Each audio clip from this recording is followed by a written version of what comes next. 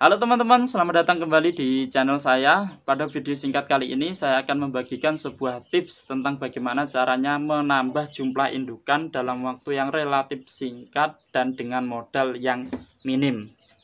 Tetapi buat teman-teman sekalian yang baru gabung di channel ini, silakan klik tombol subscribe dan juga klik ikon loncengnya untuk mendapatkan notifikasi video-video terbaru dari channel Peternak Muda Padi. Dan setelah menyaksikan video ini, jika teman-teman sekalian memiliki pertanyaan, silakan dicari dulu di daftar video yang pernah saya buat. Barangkali di situ sudah pernah saya bahas. Nah, jika tidak ada, silakan dicantumkan di kolom komentar. Oke teman-teman, sebelum saya memberikan tipsnya, saya ingin update dulu untuk yang kasus kemarin, ya. Yang kasus kemarin yang saya titipkan di sini, 6 ekor itu tadi pagi saya cek. Kondisinya oke, disusui, dirawat dengan baik. Mudah-mudahan nanti ke depan lolos seleksi alam, ya. Oke, langsung saja teman-teman.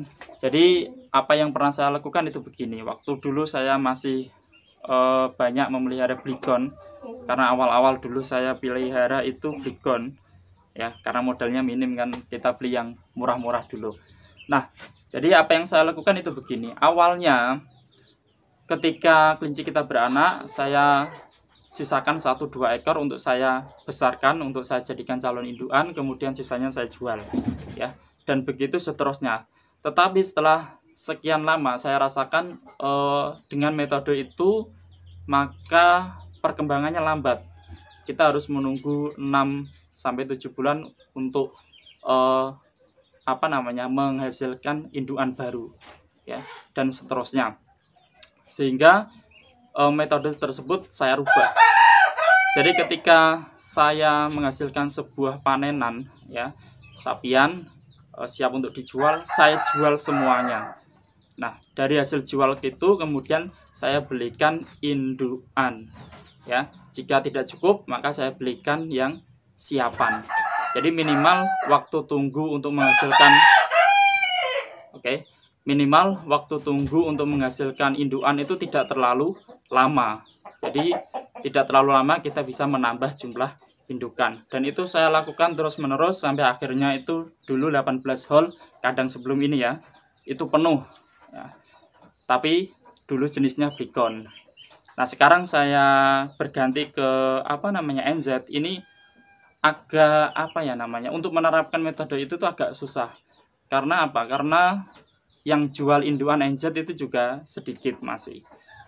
Kalau waktu dulu Bligon itu banyak sekali yang jual, sehingga untuk melakukan metode itu cukup mudah.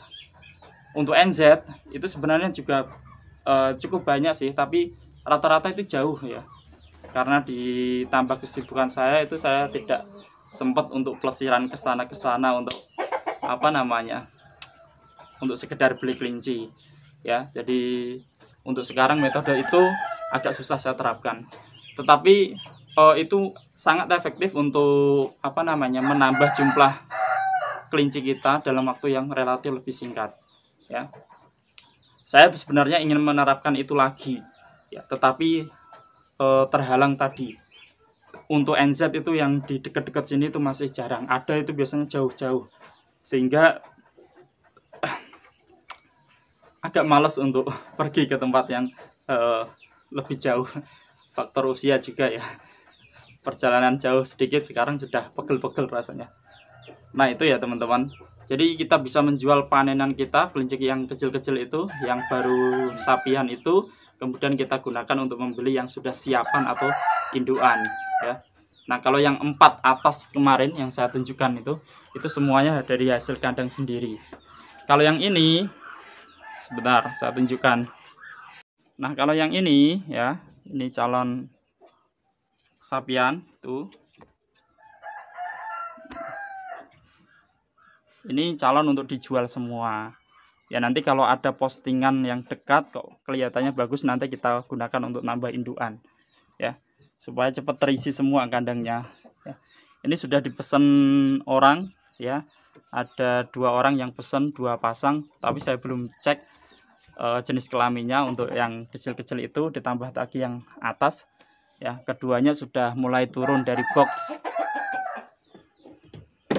sama yang ini, jadi sudah saya ambil boxnya.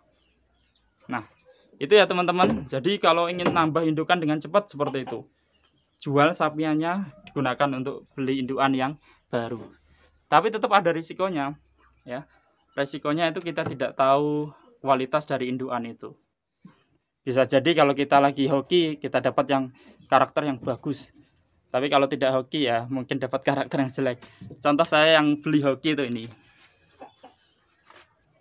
Ini saya merasa beruntung ya. Ini saya beli dulu 250 dari Rembang.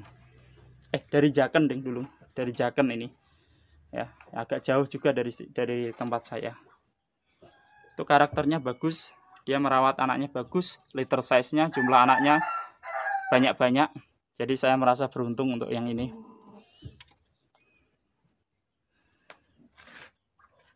Oke, itu sekilas yang saya sampaikan. Mudah-mudahan bermanfaat buat teman-teman sekalian. Sampai jumpa di video selanjutnya.